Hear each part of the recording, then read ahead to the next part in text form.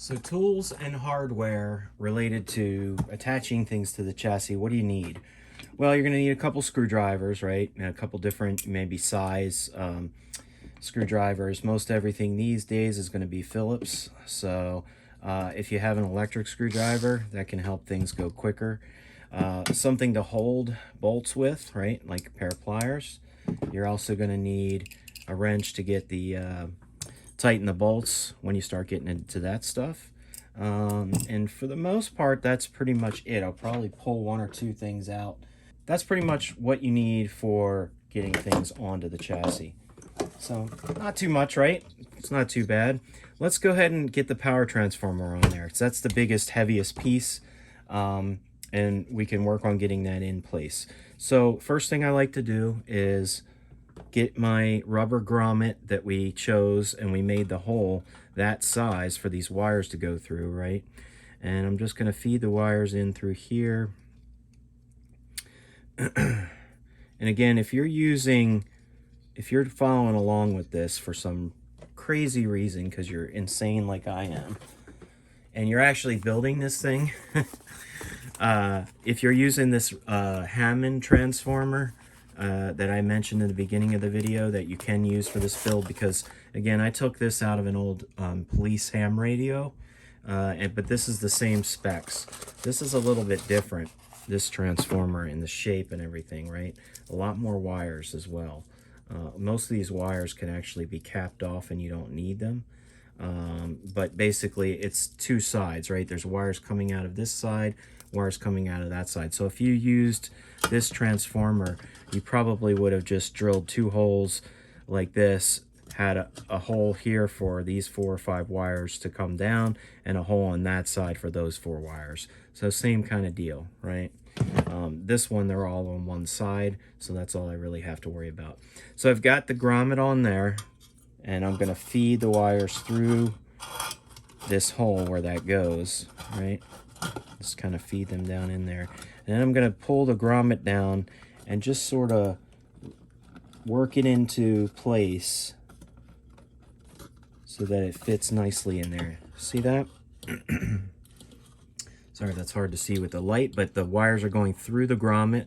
The grommet is nice and snug in that hole. So what we need to do now is we need to line up these little feet connectors, right, where we're going to put some screws and bolts through. Now, people probably like, what can I use for things? Well, remember, this is a pretty heavy unit, so you don't want to go with a dinky little screw. You also don't need anything that's super long either. So what I like to use are, let's see if this is the right container of screw here. Yeah, these. I like to use these. I'll get the size of these. I forget. Usually I have it labeled on here. But I like to use something that's about... See, it's kind of a thicker screw, right? Because it's a heavier piece. It's a thicker screw than what I'm going to use these little guys for the tube sockets. It's a little heavier duty, and it's not very long. It doesn't need to be super long, right? It just needs to be able to go through and make sure that it's not gonna fall through the hole, right? It's not that thin. Another thing I like to use, and this is just one of my personal things, some people put lock washers on here so that it keeps the bolt from moving, right? And coming loose on you. But I kind of don't like lock washers because it's a whole extra part that I have to worry about getting. I was just looking to see if I had any bolts in here that actually had a lock washer attached to it. Oh, I do. So I can show you what I'm talking about. This is one where it's... Give me a second to find it. This is one that actually has a lock washer. See those those ridges? See how it spins around? So that'll bite into the metal when it gets tight and keep things from coming loose on you. But what I like are these nylon lock washers. It actually has a nice like ring of nylon on the inside, and that will keep the screw from backing, or the bolt from backing out on you and things coming loose. I really like these because I don't have to have an extra washer, right? A lot of times if the lock washer is not attached to the bolt, you'll have to have a separate one, right? It just keeps things from less parts, and it keeps things nice and tight, and it's not going to back out on you and get loose on you, right? So we need 4 of those. I want to say, guys, that these are M4 bolts. I will look that up and actually, hold on. I think I have some M4 bolts here. Let me see if these are the same. These might not be the same. Actually, they do look pretty close.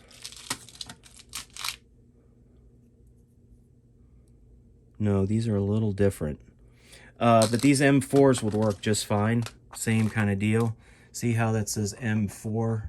That's a size measurement in metric size. 18.8 means the number of the size of the turns, right, on the screw. Sorry if I'm not saying that right. I'm not an expert at this stuff. But M4 is a size. M3 would be smaller than this. M2 would be even smaller. M5 would be larger, right? You can get these on Amazon, these kits. But look for these nylon lock washers for the bolts, because they're really nice to have for this kind of stuff. All right, so let's just take 1 or 2 and pop them in there. Actually, I'm going to go ahead and just put all 4 of them in, because I want to make sure that they're all going to fit, right? So I drilled all my holes fine, and they all fit in there just fine. All right, so I'm going to turn this around this way. And what I might do is I might attach something additional to these bolts. But I'm gonna go ahead and just get it on there first, and then if I decide I want to put a terminal strip on this bolt, I'll just take one of these off later, okay? So let's go ahead and just, what'll happen with these bolts, we'll just get it started, and you'll feel it'll start to get tight, and you can't hand tighten it. And the reason is that nylon on the middle of the bolt is actually starting to bite into the screw. So that's going to make it really nice and tight, and it won't back out on you, right? So we're going to get 3 more of those. Oops, just dropped one. Put one, I don't know if you can see that, but yeah, I'm going to put one here. Put one on this guy. This guy's getting really, really close to the wood, but I think I have enough room. Yep, I definitely have enough room.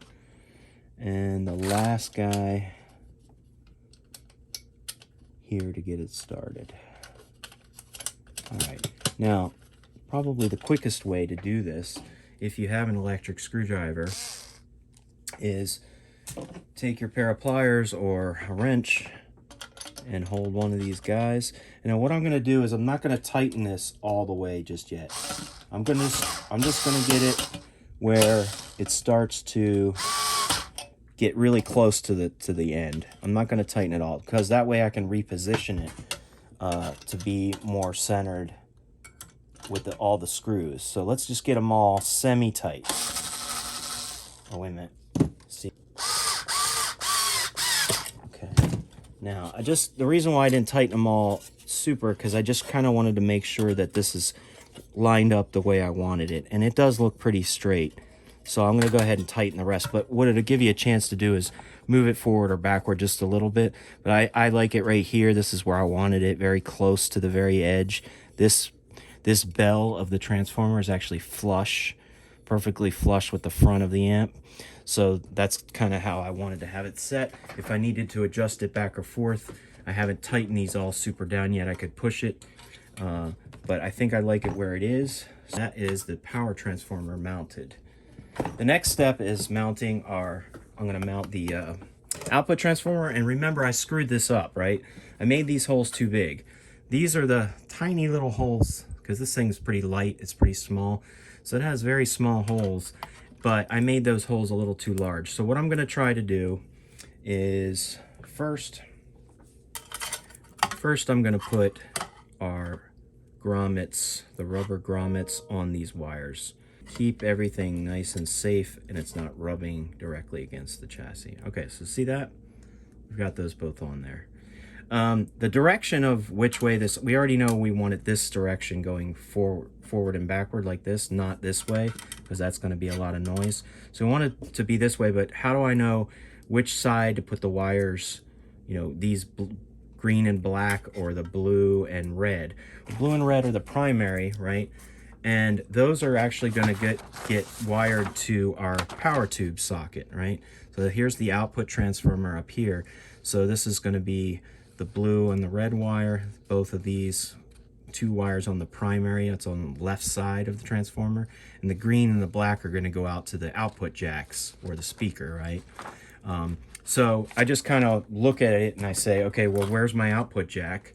All right, my output jacks are right here, right in front of the power tube.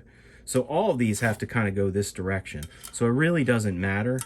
I think what I'll do is actually put the green and the black on this side, because then I might be able to route it around to the jacks this way and just take the blue and the red straight to the tube socket, because that's about where that's going to go.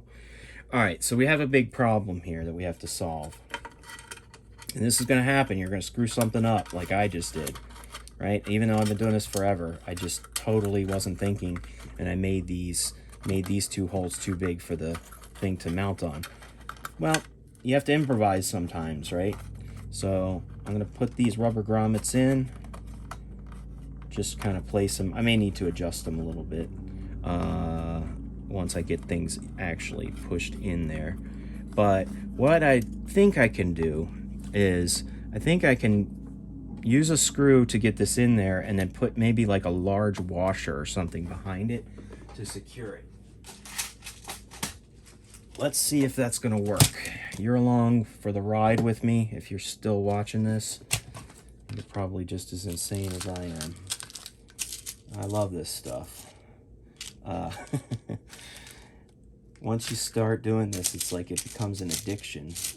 Once you realize anybody could do this, you know, there's things to learn, sure, but that's what keeps it interesting. All right, so thanks for bearing with me. I found a pretty large washer that's actually larger than that hole I made, which is good. Let me just see if I can find a second one. Again, this is just an assorted washer kit. Sometimes I'll go to like Ace Hardware or Harbor Freight, and I'll just buy packs of like common size ones that I might use and add it to these, you know, already multi-pack of washers. All right, so here we go. I've got two of the same size. They're a little bit bigger than that hole. I think what I'm going to try here is put this out of the way. I think I'm going to try using the same screws that I used to mount the power transformer. Where did they go? Here they are. Right, they're kind of heavy duty with the nylon locking nuts. Yep, they go through there just fine, through those holes, so that's good. If they didn't, I would just use a smaller screw. But what I want to try to do here is let's turn this over. You can see how large that I made that hole by mistake. So the washer does cover that, which is great. So I think that's going to be fine. Again, this output transformer is super small. It's very lightweight. So I'm not worried about, you know, a shift in weight knocking this thing loose. Once it's on there with the washer, it's not coming loose with these nylon locking nuts. It's another reason why I like them, is I don't have to worry about even stuff like this where I have to improvise a fix for something. They're not going to back out on you. All right, so let's get started on, I'm just going to hand tighten this. Can you still see what I'm doing? Yep. I'm going to hand tighten this. And I'm not going to go all the way just yet. I want to kind of get both of them into a spot where the washer's covering up that hole all the way. Hold on just a second. I need to shift it just a little bit. All right, I need to loosen this one just a hair. Thanks for sticking with me here. I know this part's boring, but it just kind of goes to show you that you can make a mistake and it's going to happen. And if you can improvise a way to fix it, then you can keep moving forward. You don't have to start all over again. I rarely ever have to do that. If I make a mistake, I can always find some other way to do it. All right, and there we have it. I've straightened it up a bit, but yeah, it's not going anywhere. It's very secure. We've got the washers underneath. So that was just a way I averted an issue where I drilled the holes a little too big. Fixed. Let's move on.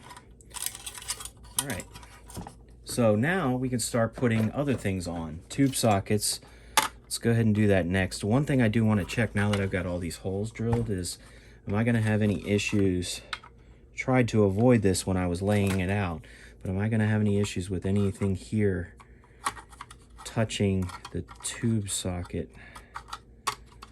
And I don't. See, I've got enough room there. That's great. I was worried that maybe this, sorry about that, was worried that maybe one of these lugs was going to touch one of the tube socket pins. You don't want that to happen, but we've got plenty of clearance there. So before I had another crisis to figure out, I wanted to make sure. All right, so what I do is for the tube sockets, even for the small 9-pin sockets, I generally use M3 bolts, right? Remember we were using, I think, M4 or M5. These are a little bit larger for the bigger, heavier stuff. But for the tube sockets, and even for these guys, these little, for like 12AX7 preamp tubes, I use the same screws, but I also use the nylon locking nuts. They're smaller, but they have a little bit of nylon in there that bite on things, so I don't have to have any additional lock washers, right? Sort of a multi-pack of them here. You know, it's one of these things that bite onto the metal, right, and keep the screws from coming loose on you. But it's a whole extra part you don't really need if you're using something like the nylon locking nuts. Some people probably have a reason not to use the nylon locking nuts. I haven't really found a good reason. They work great for my stuff. I love using them. They're very fast to put on. I don't need an extra part, but I am going to need 2, 4, 6 of these. 6 of these bolts. Oh, you can't even see what I'm doing here. There you go. I've got 6 of those, and I'm going to get 6 of these. These are the M3 screws and the M3 bolts with the lock washers. Sorry, the nylon locking nuts. I got all those on Amazon, so you can, you know, buy like 100 of them for a couple bucks or whatever. I'm sure you can find them at a hardware store. But M3 is the size that I need for these. So you can see these screws go right into the tube socket. Let's start with the first one. And what I'm going to do is turn that over and just put one of these, start one of these nuts on there, okay? And then start the other one so it's not kind of sliding around on me. Okay, got that started. And then what I like to do is, just to make this quick, make sure everything's kind of pushed in, I'm going to take my electric screwdriver with the smaller Phillips head and push this in, make sure that it's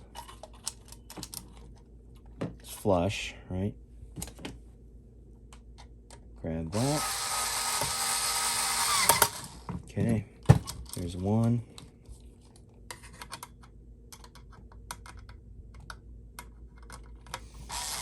And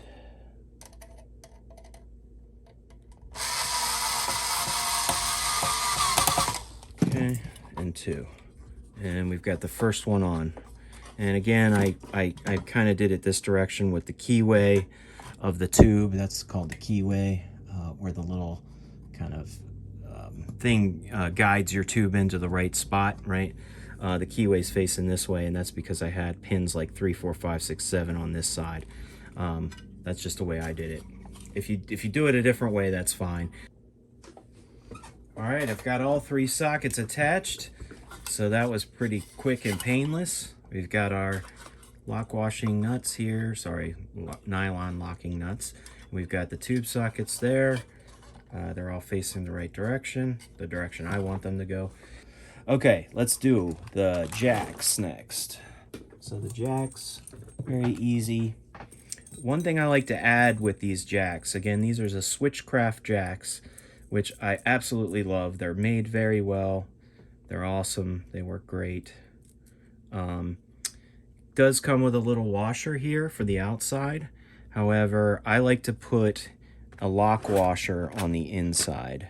So one thing I find is, I find that their lock washers are really expensive on the amp parts site. I don't know why. These are what, 3/8 inch lock washers here. And the reason why I'm putting it there so that this doesn't turn on me, right? It's kind of like these nylon locking nuts.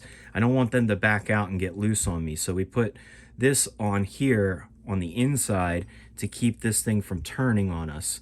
I don't know why, but I've seen them and they're super expensive. I just go to my local hardware store and just grab a handful of them every time I'm there. But these are like the 3/8 inch ones, and I use them on all these parts. So one,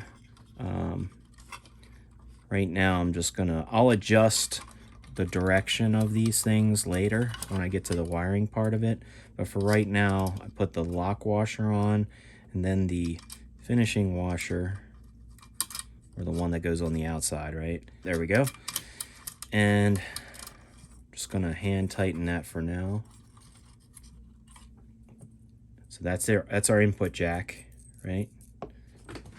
It's the one with the 3 connectors, right? The middle one here is the one that controls that little ground switch. I'm gonna do the same thing for, whoops, I gotta put my locking washer on. I'm gonna do the same thing for the output, the main output jack. That one has the little ground tab. I'll talk about that more later when we get to wiring, because it just keeps the amp really quiet when nothing's plugged into it. If it's running idle, grounds it out. And then this is the one with the 2 lugs, right? This does not have that ground. This is going to be for our extension speaker. Like I said, on almost every amp I build, no matter what it is, I try to put at least 2 output jacks on it, because, or, you know, something for an internal speaker and an output jack, because, you know, you might have 2 cabs that you're using, and it would sound amazing, you know, as long as you're matching the impedance correctly for those cabs. Now the good thing is, you wouldn't want these jacks next to the preamp tube. This is the input jack. That's great to have next to the preamp tube, because it's going to get connected to that tube, right? So it's a very short distance. But you don't want these output jacks next to the preamp tube, right next to it.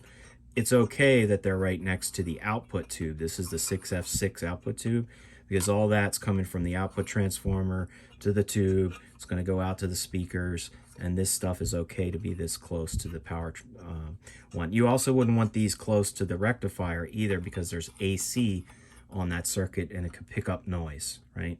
So we've got this thing in thirds, like I mentioned, and that's going to really help you out a lot with reducing the amount of noise that could come through the amp. All right, and then the last thing, actually, I'm going to save that for last, but I do have the pots to do. Let's put the pots on there. We've got the one pot I'm going to use as my power on-off switch, right? So it's got the switch attached to the pot itself. This is a 1M pot. This is going to be for the main volume. Now I have to make a decision here. What side am I going to put that on? I may put it on one side and then decide to change it later.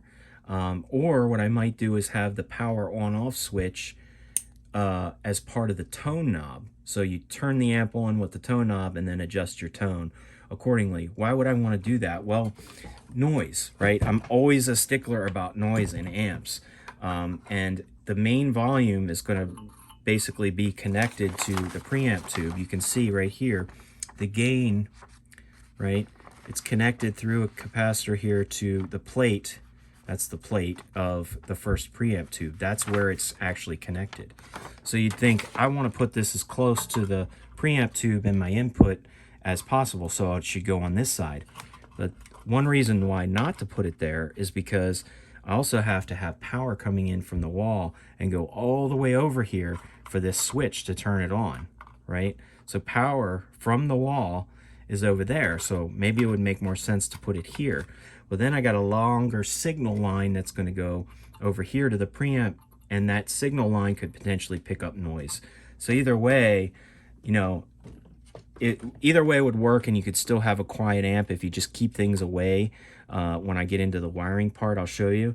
But probably the smarter decision for the quietest possible amp is to actually use the power on-off switch for the tone knob. Now I have to remember, did I get a tone? Yeah, tone is 1M. What I might do is put the volume. Remember, I'm not using these keyways, or sorry, these. Yeah, so I'm going to take that off.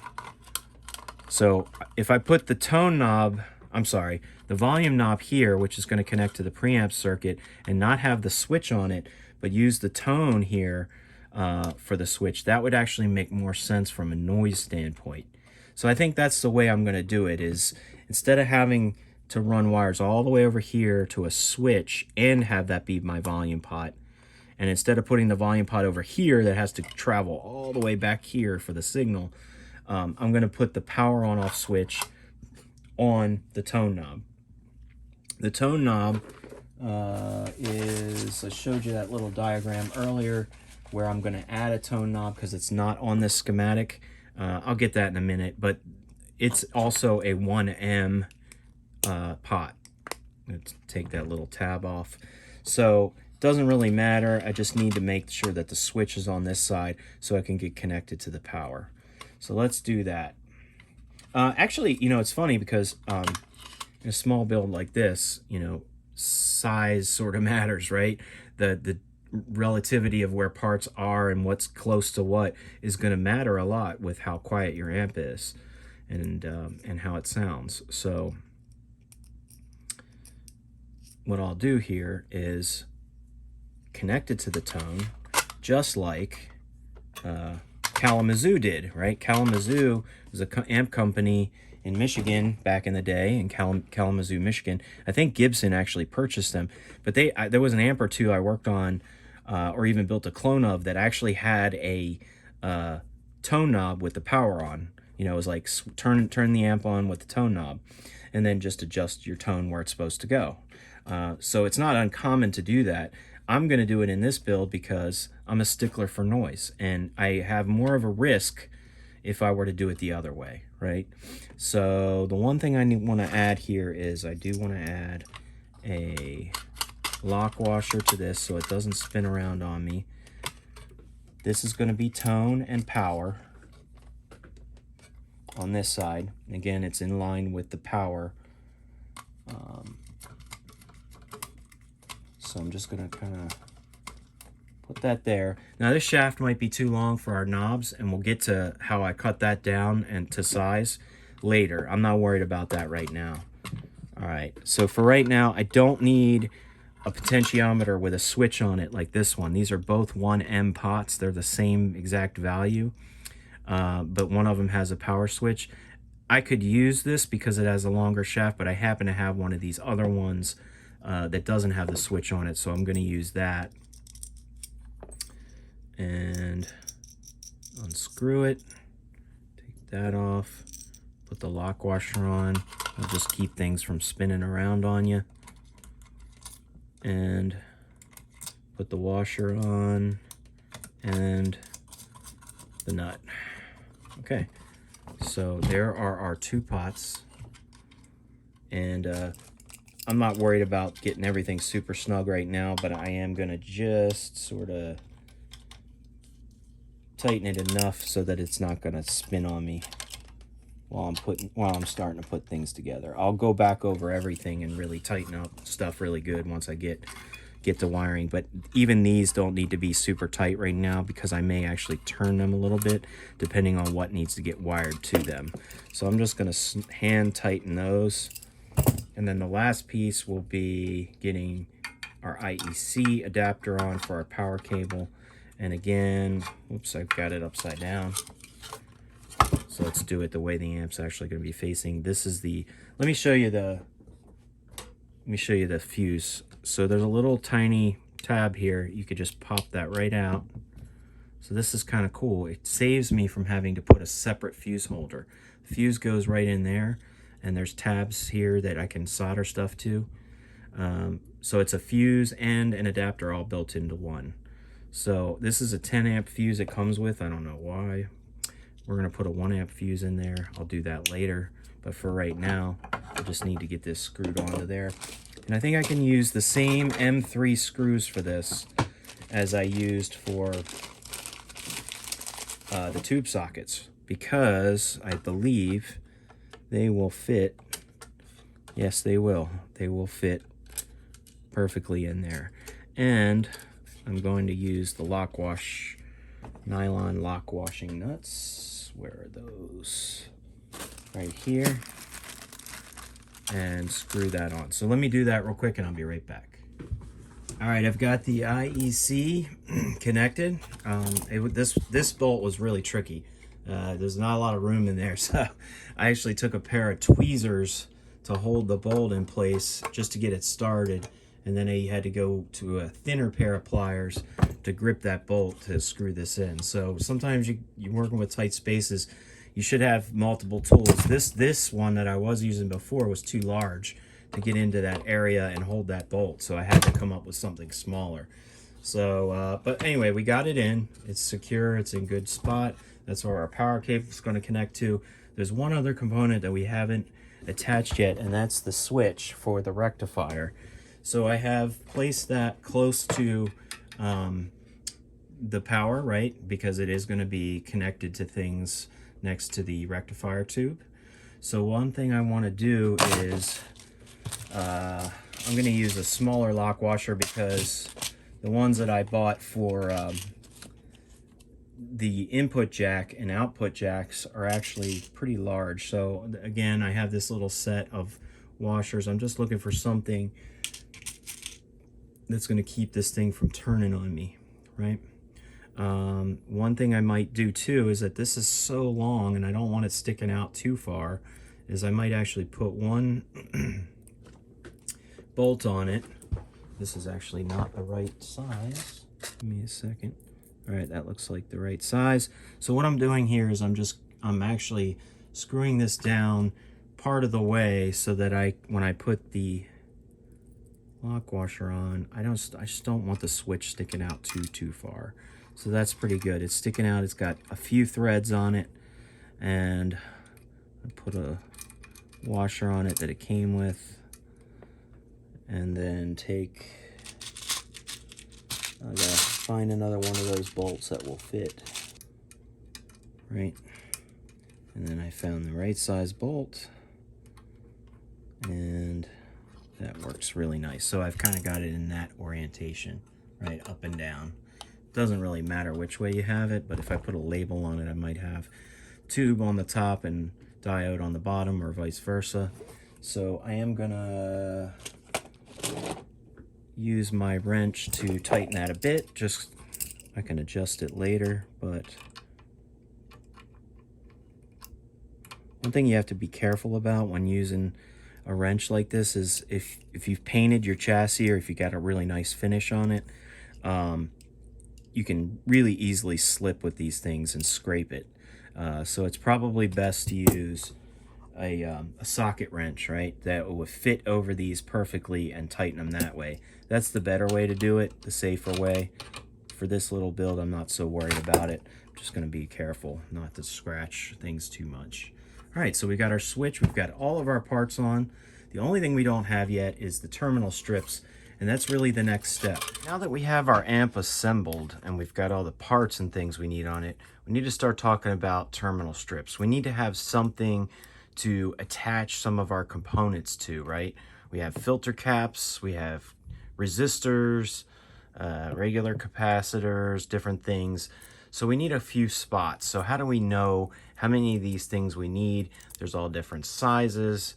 I've got I've got a bunch of different boxes full of different sizes here, and I get these mostly from like amplifiedparts.com. You can buy, I think, a pack of 5 for a couple bucks or something, and it'll be different sizes. I like to use these. They're pretty sturdy strips, and basically screw them to the chassis. Any one of these lugs that gets screwed directly to the chassis is going to be a ground lug, right? Because it's touching the actual metal of the chassis. So, you know, that kind of stuff you have to think of. The best thing you could do for yourself is to make a wiring diagram. This is, again, the schematic, not a diagram. This is the schematic we're following for the electrical hookup of everything. It tells us what needs to get wired to what, right? In what direction, if it's a positive, and so on. But it doesn't really show us how we should actually lay it out, right?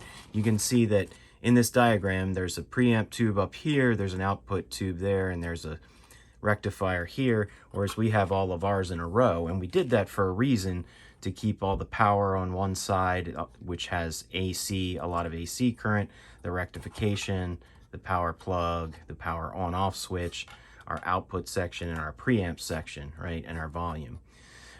So we divided those because of noise issue, you know, keeping noise down. So what I'm going to do in this one is, I'm not going to draw, because it's such a small amp, I'm not going to draw a wiring diagram. But here's an example of one that I did draw for an amp that had 2 tubes, right? 2 tubes, and you can see I drew the little terminal strips here. So you can see I used probably one of these, and I just traced it out. And it kind of started, and I did it in pencil, right, so that I could erase, to kind of give me an idea of where I could place things and how many I need. You can see that in the case where I drew it up, I had 2 open spots where I didn't actually use them. So you could get all the way down to just figuring out exactly how many lugs you're going to need based on figuring out from the schematic which parts need to get connected to which parts, right? And placing those things close to things like the tube sockets, right? A lot of this stuff got wired to the tube sockets. A lot of this stuff has all of our filter caps in it. This is very similar to what we're building, but it is a different amp. So this would help you a lot, because then you have a diagram and you could just throw everything in there and wire it up, right? I'm not going to do that in this one, because I'm going to show you that it's such a small build that we can just kind of make some guesstimates, right? We don't have to be perfect. We can have, you know, a strip like this that has like 8 lugs on it, and 2 of them go to ground, and then we have 6 free lugs to attach resistors and capacitors to. But if I really wanted to do it accurately and not have any single lug not used, you know, I would probably diagram something out and say, okay, I don't need an 8 lug strip, I need a 7 lug, right? And then actually use a 7 lug. I'm not worried about that, because these things are so cheap. I just want to choose ones that will have more lugs than I need, probably, right? Because if you have less lugs, then you may have to take a smaller one out that you've already soldered stuff to and replace it with a larger one. So let's take a look here and figure this out. So again, I'm going to do a rough guess and of where I need to solder things to. So we have our power transformer here. We have our rectifier tube here. We know we're going to have some diodes here that are going to go to a switch and go to the rectifier. And then here's our filter caps, right? Well, I know those filter caps take up a little bit of room inside the amp, because I've decided to use single caps. And these are the 3 caps that I've chosen to use. And this is how large they are, right? So again, I also mentioned that when you're putting these things in here, it's kind of helpful if you can reuse some of the existing screws, and then you don't have to drill other holes. So that's what I'm going to try to do here. What I've chosen is, I've got this strip here. Excuse me, I just dropped it. got this strip here that's got 5 lugs, right? And I just noticed I could probably put this guy over here, right? And I could, if I have to attach any of these wires to it, I could. If anything needs to go to this socket, I could do that, and so on. So I could have that one there, and then I could put, which one was it? I think it was this guy. No, this one probably has more lugs than I actually need, but I could screw it onto, I could attach it to this screw, right? And then just drill one little hole here. And what I effectively have here is kind of like a bridge, right? I've got two, if you just ignore these wires, aren't here for right now. I've got two, I'm just gonna lay them down so you can see. It's hard to keep them to stand up. But I have like things where I could solder one thing across to another thing, right? And then to the tube if I need to, or to this tube if I need to. So I was gonna try to fit my caps in between that little bridge, right? Something like this. And if they don't fit perfectly because there's wires there, I may be able to float them above the wires and use something like hot glue to keep them from moving around on me, right? Just to keep everything stable. So I think I'm gonna do that for the power section, the filtering, and keep all that on this side. I don't have to. I could probably use some of the real estate up here for the filter caps, but I may need to run longer wires down to tube sockets by doing that. The other thing is, this is the preamp tube, right? The very first one, where your input jack comes in, comes straight into the tube, and then you have a whole bunch of different things. But when I look at this, I say, a lot of stuff gets tied directly soldered to the tube socket pins. Those are the numbers. But a lot of stuff also goes to ground. This little fork, it means ground it to the chassis. So that one, that one, that one, that one, even this volume control pot here, one of those lugs goes to ground. So a lot of these connections are going to ground, and maybe one or two I might need to connect a resistor to a capacitor through one of these lugs, right? So I've decided to use something like this right here in front of the preamp socket, because there, if I solder all those things that need to go to ground to one ground lug, that would actually be really good, right? So I may drill a hole right here for this other one to be stable and use this existing screw. And then I've got a little bit of room between here in the tube socket and the input jack and the volume in case I need to, say, put a resistor from the volume to here to the tube socket. See how that works? So I think I have enough connections there, because I probably won't even use 2 or 3 of these, because most everything goes to ground in this section, in the preamp section. And again, the power tube really has, there's one connection that comes from the output transformer, which are these wires right here, right? These blue and red wires. And then it has one resistor and a capacitor connected to a pin to ground, right? So I can probably just ground that out to wherever one of these ground posts are, right? And other than that, it's just got some stuff from the filtering going into it, right? So one of these filters is probably going to go straight down to this tube. So I'm going to go with that and hook these up, these terminal strips up. And like I said, I probably have more lugs than I need, but I'd rather have more than less, since I haven't drawn out my own diagram and figured out exactly how many connections I need to make. It helps my build go faster for something small like this. These things are not expensive, right? So I'm just gonna add where I have space and use the existing screws and add as many lugs as I can, you know, like here. I probably have more than I need, but that's okay, because you'll find that I'm gonna actually use a couple for the heaters, and I may need some extras, right? So that's kind of how I'm doing this. I don't have to do it this way. I could probably do something like this, and probably do something where I attach one here and attach one there and do the filters this way. But I like the fact that I can use these existing screws here, which are part of the transformer, to attach stuff to it, and then I don't have to drill extra holes. So that's the way I've decided to do it. Okay, I want to talk to you a little bit about preparation of these things. We're going to be soldering stuff to these terminal strips, and this is a tip and trick that I've learned from doing this for a while that could really save you a lot of agony later on when you're troubleshooting your amp and you're like, something doesn't work or something doesn't sound right, well, it's probably 99% of the time, it's probably because, especially if you've proofed your work many times and said, no, this looks right, it's probably a bad connection. It probably didn't get a good solid solder connection. And I see that all the time. And I used to have really, I wouldn't say bad solder connections, but not great solder connections because I wasn't prepping what I was soldering first. So in the case of these terminal strips, they're manufactured and they're super smooth, right? It doesn't give a lot for the solder to stick to. So little tip and trick, get yourself a piece of sandpaper. Doesn't matter what grit it is. You can use a fine grit, just not too fine, and rough it up a little bit. So this is what I do. So I take it and I just want to kind of scratch it. I don't want to just go in one simple direction like this.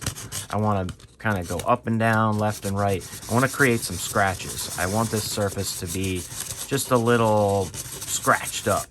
And that's going to give, you see how it's starting to get scratched up there?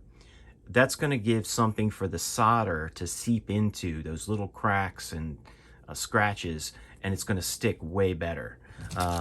I've done this so many times that I never do this without roughing these up a little bit. And I do the back side as well. I do the back sides, and you don't have to do it a lot. You don't have to sand it down to the bare, metal. And there's one other step for getting this ready, and that is to take some, if you can get 99% pure isopropyl alcohol, electronics cleaner would work as well. But if you can get 99%, that's always a great thing. I use that for cleaning certain parts of amps, like input jack stuff and all that when they get kind of nasty and dirt on them and stuff like that. This alcohol evaporates. It doesn't leave any marks. So what I want to do is I just sanded that. I want to clean that surface off because it's going to have oils on it from my hand, right? It's going to have my finger stuff, oils. It's going to have shavings from where I sanded it a little bit. So I just want to kind of get off the main stuff with a little bit of rubbing alcohol. You don't have to do either of these steps. You can still build an amp and solder stuff to one of these right out of the bag, and it might work okay, possibly. But you might find that sometimes you're like, man, I've held this soldering iron on this lug for so long, it's just not sticking. It just keeps dripping. It's probably because it didn't have anything to really stick to because the surface was so smooth, right? Or it had oil on it and it just wasn't sticking. So clean off the surfaces, sand them up just a little bit to rough them up, clean it off. And then when we actually get to soldering components, once this is in the amp, there's one other step I like to do with these that I find helps a lot. And that's to take some rosin flux paste, or any kind of extra rosin that you can. This is just a paste that I use, and I put a little tiny dab of that on the ones that I'm gonna solder something to. And that helps a lot because what rosin does is it prepares that metal surface and removes different impurities and stuff to be able to allow the solder to stick to it. And you don't need a ton of it on here. You just need a little tiny dab of it, and that would work great. And you don't have to have that again, but I find that it just goes much quicker. The solder sticks faster, it flows better, it goes into these little cracks that I created, these little scrapes, and you'll get much better connections that way. So I got these terminal strips. I've already, oh, I haven't sanded that one. I think I sanded this guy. Yeah, I did this guy. I need to clean him off. This is still wet. And I'm gonna sand the other guy. And now we're gonna get these into the amp. Okay, I've got the terminal strips installed, and basically, like I mentioned here, I put one on this lug, one on this, there's one right there, and I drilled one hole here for this side. And notice how it's not touching, none of these terminals should be touching this screw. There's definitely about a 1/4 inch in between there. You don't want this to ground out if you have something soldered here. Ground out meaning touch the bolt, which is touching the chassis, and then there's ground, but there's enough space here, and this is really sturdy in place. I also reused this one, which was part of the output transformer bolt, and I drilled one other hole here to hold this side. So for 3 terminal strips and 5 possible screw holes, I only actually had to drill 2 holes one for here and one for there, and I reused the other ones. So reusing is good if you can. But yeah, in a small build like this especially, because you're working with a very limited amount of space. But I could have just as easily moved this back or forward a little bit and drilled another hole if I wanted. I would have just had a lot of extra stuff. Those 2 holes that I drilled, I put a little washer and a screw right here and right there. So it still looks nice. I'm not cluttering up the surface here with a lot of extra holes and screws and washers. Okay, so we're ready to start wiring, and what I kind of like to do first, and this is just my personal preference, I kind of like to get some of these extra wires out of the way, right? Because I'm working with an area here. I want to start filling in with different parts, and these wires are just kind of clumpy and they get in the way. So any of these that I can tie down now, I'm going to do that first. I can tie them down, meaning I can start cutting them short and soldering them to the parts that they need to go to, and I can even start putting on some cable ties to keep everything nice and neat. So you may want to get yourself some little cable ties like these, really cheap. Of course, Amazon's got them. Harbor Freight, you could probably get a ton of them really cheap, or any local hardware store should have them. But that way, when I want to bundle certain things together, they stay nice and tight and reduce the amount of clutter that's on here, because again, super small build, not a lot of room to work with. So I'm going to try to start working on these first and get them out of the way, and then we'll start adding parts to the boards or to the terminal strips.